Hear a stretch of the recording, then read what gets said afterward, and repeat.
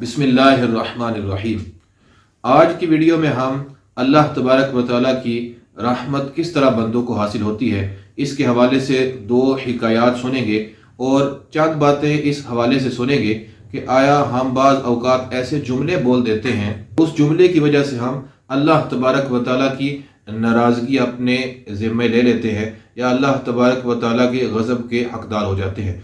मिसाल के तौर पे हम जब किसी पर कोई मुसीबत आए तो ये जुमला बोल देते हैं कि माज़ अल्लाह ताला को हमारा गारी मिला था। तो इन जुमलों के हवाले से सुनेंगे कि आया क्या इन जुमलों को बोलना दुरुस्त है या नहीं। सबसे पहले दो हिकायत सुनते हैं। पहली हिकायत, दो भाई थे, एक नेकोकार था और दूसरा जो है वो गुनाहगार शख्स था। जब गुनाहगार शख्स बीमार हुआ, गुनाहगार भाई की जब मौत का वक्त करीब आया तो नेक जो भाई था उसने कहा, देखो मैंने तुम्हें सारी ज़िंदगी समझाया कि तुम गुनाह छोड़ दो, नेकियों को अपना लो, लेकिन तुमने मेरी बात नहीं सुनी। तो अब बताओ कि अल्लाह अज़्ज़ा वजल क़यामत के दिन तुम्हारे साथ क्या मामला करेगा।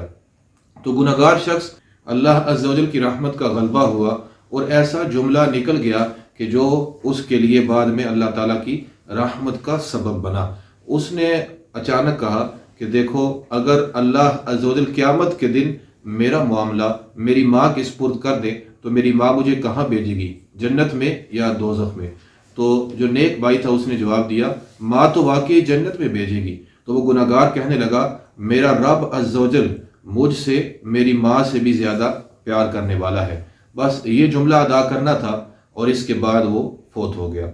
नेक भाई ने उसको ख्वाब में देखा और पूछा, मा फ़अलल्लाहु बिका, यानी अल्लाह ताला ने तेरे साथ क्या मामला किया कि मैं तुझे तो जन्नत की नेमतों में देख रहा हूँ, तेरी मगफिरत का सबब क्या बना। तो वो शख्स कहने लगा कि मरते वक़्त के उस एक जुमले की वजह से अल्लाह तबारक व तआला ने मेरे सारे गुनाह माफ़ कर दिए। सुबहान अल्लाह, अल्लाह अज़्ज़ा वजल की रहमत पर कुर्बान हो जाइए कि सारी ज़िंदगी के गुनाह उसने एक जुमले की वजह से माफ़ कर दिए। तो हम भी अपनी ज़ुबान को इस अंदाज के अंदर इस्तेमाल करें कि हम अल्लाह अज़्ज़ा वजल की रज़ा के जुमले अपनी ज़ुबान से इस्तेमाल करने की कोशिश करें। बाज़ औक़ात हम ऐसे जुमले बोल देते हैं जो ना सिर्फ अल्लाह ताला की नाराज़गी का सबब बन जाते हैं, बल्कि बाज़ औक़ात ऐसा होता है कि ये ना हो कहीं उन जुमलों की वजह से ईमान ही ज़ाया हो जाए। तो अल्लाह तबारक व तआला की रहमत ये बहुत बड़ी है, वो जिसको चाहे एक छोटी सी बात की वजह से उसकी मग़फ़िरत फरमा दे। दूसरी हिकायत सही बुखारी शरीफ में मज़कूर है। फरमाया कि बनी इसराइल का एक शख्स था जिसने 99 कत्ल किए थे।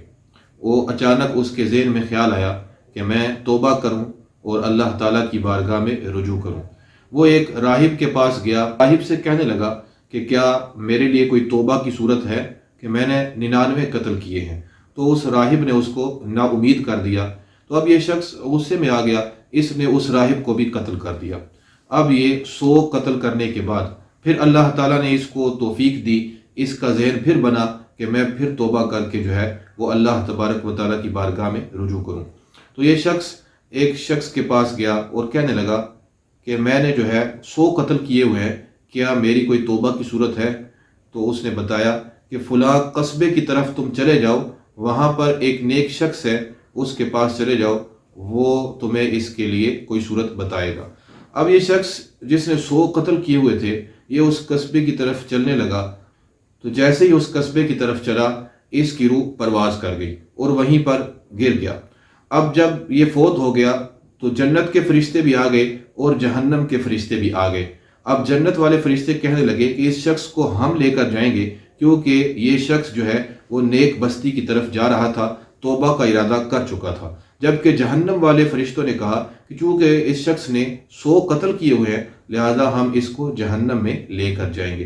तो अल्लाह ताला ने ज़मीन को हुक्म दिया कि जिस बस्ती की तरफ वो जा रहा था उसकी तरफ सिमट जा, और जिस जगह से वो चला था उसको हुक्म दिया कि तुम कुशादा हो जाओ, फैल जाओ।